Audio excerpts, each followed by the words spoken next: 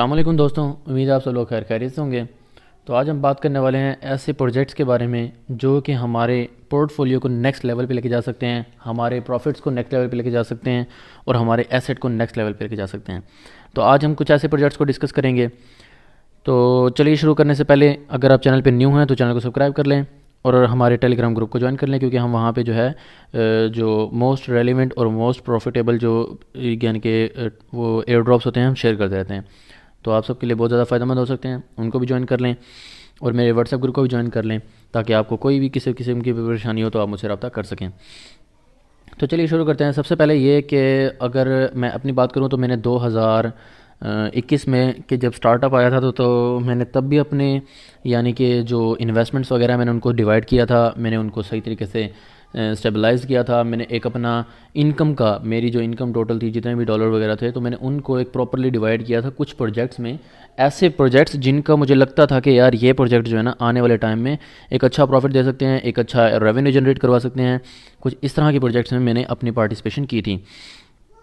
तो उस हिसाब से मैं इस साल के लिए भी अपने सोच के और अपने विचार के मुताबिक मैं कुछ ऐसे कॉइन्स लेकर आया हूँ कि जिनमें हमें इन्वेस्ट करना चाहिए, कि जिनसे हमारा जो प्रॉफिट है वो भी एक नेक्स्ट लेवल पे जा सके। और दूसरी चीज़ ये है कि हम इसमें एक हर कैटेगरी जो भी यानी कि कैटेगरीज होती हैं जैसे play to earn, NFT, web और ब्लॉकचेन, मेटावर्स, इस तरह के हर एक कॉइन को हम यहाँ पे डिस्कस करेंगे। तो इस तरह के जितने भी कॉइन्स हैं हम उन सबको डिस्कस करने वाले हैं। तो चलिए शुरू करते हैं। शुरू करने से पहले अगर आप वाकई चैनल पर नहीं हुए तो अभी से ज्वाइन कर लें। चलिए शुरू करते हैं। हम चलते हैं अपने पहले प्रोजेक्ट की तरफ। तो जो मेरी पहली लिस्ट है उसमें हम अगर पहली टाइप को यानी कि पहली टाइप के बारे में बात करें, उसका नाम है वैक्स पी कॉइन का नाम है और इसकी जो टाइप है उसका नाम है प्ले टू अर्न। ठीक है, अब इसमें ये होगा कि अगर हम एक मिसाल देते हैं कि हमने ए एक्सेस वाली गेम भी खेली, एक्जी इन्फिनिटी वाली, ठीक है, जिसमें ए एक्सेस टोकन होता था। तो इसमें जो है वैक्स पी का क्या काम होता था। वैक्स पी एक ऐसी जगह है जो कि जितनी भी प्ले टू अर्न गेम्स होंगी ना उनको सपोर्ट करेगा। ठीक है, हालांकि उनका टोकन कोई और होगा, जैसे ए एक्स इन्फिनिटी में उनका टोकन ए एक्स एस था, एस एल पी था। यहाँ पे वैक्स पी क्या करेगा कि उनकी मार्केट्स को कनेक्ट करेगा। अगर आपको कुछ और चीज़ें चाहिए होंगी तो उनके लिए भी उनका वैक्स पी टोकन यूज़ होगा। तो वैक्स पी टोकन के हिसाब से मैं देखता हूँ कि इसके अंदर बहुत ज़्यादा चांसेस है ग्रोथ के। ठीक है, ये इसका जो ऑल टाइम हाई है वो 2.7 के राउंड अबाउट है। मैं आपको दिखा देता हूँ, बल्कि ऑल टाइम हाई 2.5 के करीब। ठीक है, 2.5 के करीब इसका ऑल टाइम हाई है।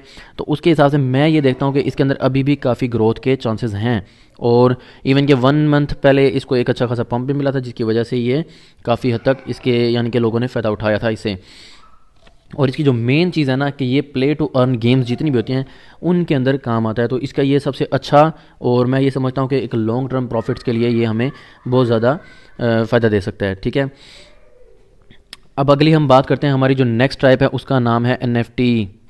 अगर एनएफटी में आते हैं तो एनएफटी में मैं दो कॉइन्स को रख सकता हूँ, एक है रॉरिबल और दूसरा है क्या कहते हैं उसका नाम है ओपन डाओ। ठीक है, ओपन डाओ को मैं इसलिए लिस्ट में लेकर आता हूँ क्योंकि ओपन डाओ जो है ये ओपन सी मार्केट, एनएफटी की जो नंबर 1 मार्केट प्लेस है ना ओपन सी, उसका ये टोकन है। आज से कोई 1 या 2 हफ्ते पहले लॉन्च हुआ है और अभी मैं इसमें एंट्री लेने के लिए ख़ास तौर पे, अब कोई बंदा अगर इसमें चाहता है कि वो $1000 इन्वेस्ट करे, $2000 या $500 भी डॉलर या $100 भी इन्वेस्ट करना चाह रहा है, तो उसे चाहिए है कि वो 10% करके इसमें एंट्री ले सकता है। कोई भी ऐसा टोकन जिसमें मैं अभी दिखाऊंगा उन सब में उन्हें चाहिए है कि अपनी एंट्रीज़ को डिवाइड करें और अपने एसेट्स को कुछ ना कुछ हिस्सा डालते रहें। एनएफटी मार्केट प्लेस में ओपन सी का नाम सबसे नंबर 1 पे आता है। ये उनका टोकन है ओपन डाउ, एसओएस के नाम से इसका नाम है।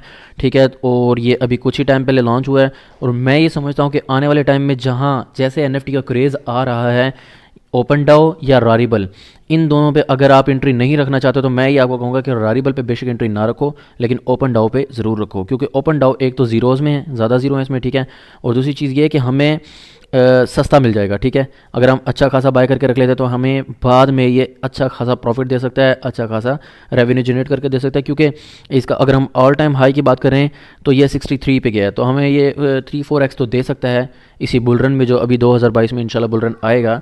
उस बुलरन में हमें ये 1-2-3-4x तक दे सकता है। लेकिन एसओएस के बारे में अगर बात करें तो वो हमें इससे ज़्यादा जनरेट करके दे सकता है इंशाल्लाह। तो इसलिए मैं ये देखता हूँ कि एनएफटी की मार्केट प्लेस में एसओएस के अंदर हाथ डालना ज़रूरी है। जो नेक्स्ट हमारे पास है जिसको हम डिस्कस करेंगे वो है वेब 3।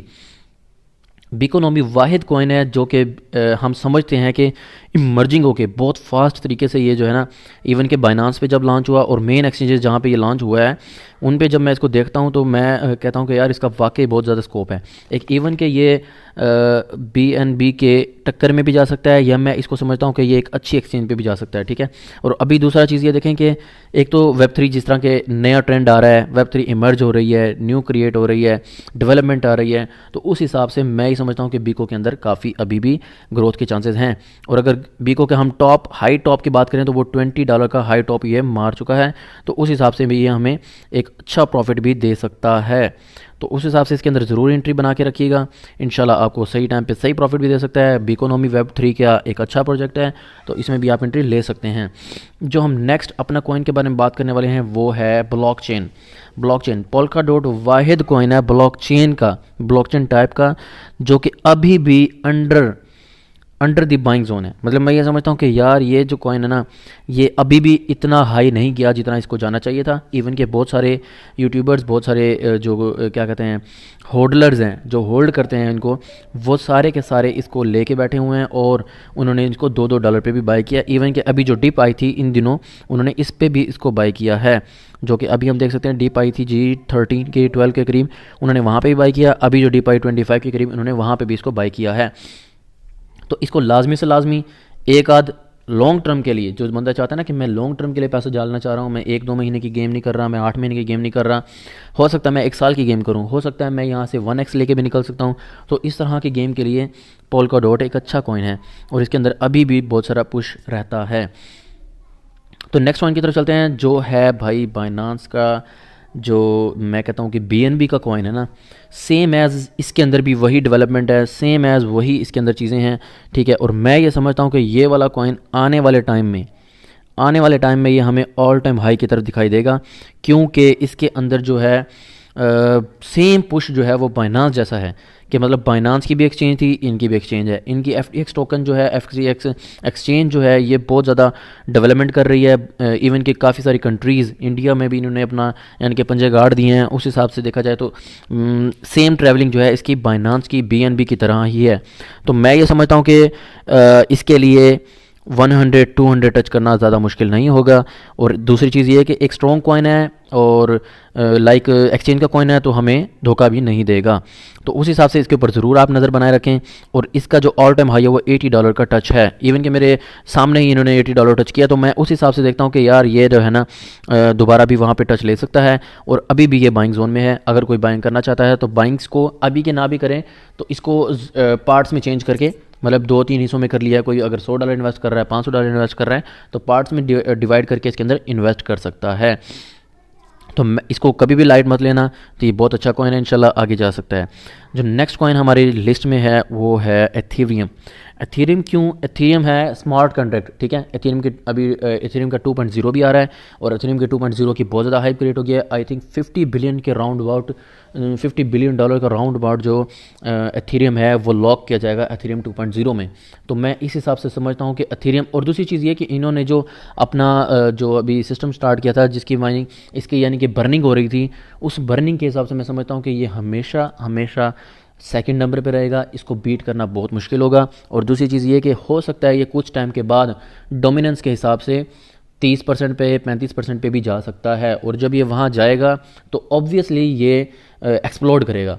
और दूसरी अच्छी चीज़ ये है कि मैं कभी भी फ्यूचर ट्रेड लूँ या कोई ऐसी ट्रेड लूँ जिसमें मुझे शॉर्ट टर्म बेनिफिट्स चाहिए हों, तो मैं लाजमी से लाजमी एथेरियम पे लूँगा, क्योंकि एथेरियम वाहिद कॉइन है जो अपने ऑल टाइम हाई की तरफ जल्दी जाता है, ठीक है। अभी देखें इसका ऑल टाइम हाई 4800 है, जबकि ये अभी 3700 पे खड़ा है। तो 3700 से जो है हम इसको समझ सकते हैं 4100 या 4200 पे ये नियरली टच करता रहता है, ठीक है। तो उस हिसाब से मैं इस कॉइन के अंदर भी काफ़ी हद तक ज़बरदस्त हूँ, मैं काफ़ी श्योर हूँ इसको, और इसको मैं ये चाहता हूँ कि एक्यूमुलेट करूँ। और आप इसकी ईयरली बेसिस पे अगर आप कैंडल्स चेक करें तो ये नियरली ऊपर ग्रोथ करता है, फिर जब मार्केट डंप में आती है तब इसको लोग बाय करते हैं, तब फिर ये ऊपर चला जाता है। तो मतलब ये है कि आप इसको हर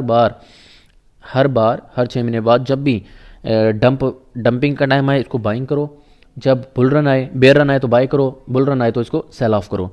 आप ये करना चाहो तो ये भी कर सकते हो। अगर कुछ क्वांटिटी हो तो आप इसको लॉन्ग टर्म में भी रख सकते हो। और इसका जो विज़न है वो क्लियर है और इवन के ये BTC के साथ रेस में सेकंड नंबर का कॉइन है, ठीक है। तो इसके ऊपर भी हम फुल भरोसा कर सकते हैं। जो हमारा बेसिक कॉइन है, जो हमारा ज़बरदस्त तरीन कॉइन है, वो भी मैं आपको सबसे एंड में शेयर करता हूँ। अच्छा, अब उसके बाद कुछ लोग ऐसे आते हैं कि यार वो कहते हैं कि हमने ना लॉन्ग टर्म के लिए जो है ना डॉलर लेके रखना है। तो डॉलर लेके रखना है तो आप USDT में कभी भी मत रखिएगा, USDT में कभी भी मत रखिएगा, क्योंकि उसकी कोई बैकअप नहीं है, ठीक है। उसका बैकअप सिस्टम ही नहीं है, कि उसका कोई जवाब ही पैदा नहीं होता, वो किसी वक्त भी कितना भी क्रिएट हो जाता है। तो उस हिसाब से मैं ये कहूँगा कि USDT के बजाय आप USDC में रखें, या एक और कॉइन है उसका नाम है डाई में रखें, ठीक है। ये दोनों के दोनों कॉइन की खूबसूरती ये है कि ये भाई एक एथीरियम के क्रिएटर हैं, ठीक है। एथीरियम के क्रिएटर को भागने क्या कहते हैं, जो इनकी जो डेवलपमेंट होती है वो एक फिक्स हो जाती है, और ये कभी भी अपनी प्राइस से ना नीचे गिरेंगे ना ऊपर जाएंगे। इनकी एक बहुत अच्छी खासियत ये है। तो मैं आपको ये कहूँगा कि भाई अगर आप डॉलर को बाय करके रखना चाह रहे हो तो आपको चाहिए कि आप इसमें रखें, USDC में रखें, ठीक है। तो ये हो गया हमारे स्टेबल्स कॉइन्स के लिए। अब हम आते हैं अगले हमारा जो एक हमारी जो डिसेंट्रलाइज्ड और सेंट्रलाइज्ड एक्सचेंज होती हैं, उनमें जो टोकन आता है उसमें हमारे पास जो है एक 1 इंच टोकन है और एक हमारे पास यूनिस्वैप टोकन है। यूनिस्वैप जो है उसके अंदर ग्रोथ ऑलरेडी बहुत ज़्यादा हो चुकी है, क्योंकि एक महंगा कॉइन है और मैं ये समझता हूँ कि उसके अंदर ग्रोथ ऑलरेडी बहुत ज़्यादा हो चुकी है। जबकि 1 इंच एक ऐसा कॉइन है जिसके अंदर मैं समझता हूँ कि ग्रोथ अभी बहुत ज़्यादा रहती है, और अभी ऑल टाइम हाई से ये ऐसे समझो कि 2 टाइम्स नीचे आया हुआ है, क्योंकि इसका ऑल टाइम हाई $7.87 है। तो ये उस हिसाब से ऑल टाइम हाई को एक बार भी टच भी करे तो हमें 2x का प्रॉफिट ईजिली दे सकता है।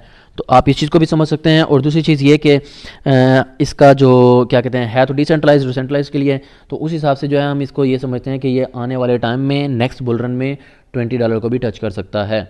तो उस हिसाब से इसको लेकर चलें, इंशाल्लाह इसमें भी हमें अच्छा खासा फ़ायदा दिखाई देगा। जो हमारा नेक्स्ट और फाइनल प्रोजेक्ट है, जिसको मैं कहता हूं कि मेरा बेस्ट तरीन प्रोजेक्ट हो सकता है, जो कि हमें आने वाले टाइम में एक अच्छा प्रॉफिट दे सकता है, वो है मेटावर्स, ठीक है। मेटावर्स का कॉइन है, उसका नाम है ब्लॉकटोपिया। ब्लॉकटोपिया के अंदर बहुत ज़्यादा डेवलपमेंट्स आ रही हैं। ब्लॉकटोपिया के जो यूनिट्स हैं, जो काम कर रही हैं, टीम है, वो बहुत ही ज़बरदस्त है। दूसरी चीज़ ये कि फिर पॉलीगॉन पे बनाया गया है। पॉलीगॉन को हम ये कह सकते हैं कि एथेरियम से बेहतर है इन केस के फ़ीस जो है इनकी कम होती है बानिस्बत एथेरियम के, और ज़्यादा होती है बानिस्बत BSC के। तो हमें ये एक सेंट्रल चीज़ चाहिए, तो ये उसके लिए हमें ज़बरदस्त चीज़ है। हमारे लिए पॉलीगॉन में बनाई गई है, बेहतरीन चीज़ है, इससे अच्छी चीज़ है ही नहीं, ठीक है। और दूसरी चीज़ ये कि इसके अंदर अभी भी डेवलपमेंट बहुत ज़्यादा है। डेवलपमेंट की अगर मैं बात करूँ किस तरह बहुत ज़्यादा है, कि ऑल टाइम हाई को तो चलो हम मान लेते हैं कि इसने अभी नहीं पुश किया। ऑल टाइम हाई जो है अभी 0.18 तक गया है। अगर हम देखा जाए तो उससे हम अभी भी 10x डाउन है, हमें यहाँ से अभी भी 10x प्रॉफिट के चांसेस मिल रहे हैं। लेकिन अगर मैं इसकी बात करूं कि ये अभी तक कहां कहां पे लॉन्च हुआ है, तो सिर्फ और सिर्फ ये अभी नॉर्मल एक्सचेंजेस पे लॉन्च हुआ है, जैसे KuCoin हो गई, Gate.io हो गई, OKX हो गई, अभी बाइनांस पे आना रहता है। तो मैं इस हिसाब से समझता हूं कि भाई बाइनांस पे आना रहता है, तो बाइनांस के लिए हम इसको होल्ड करके रखेंगे।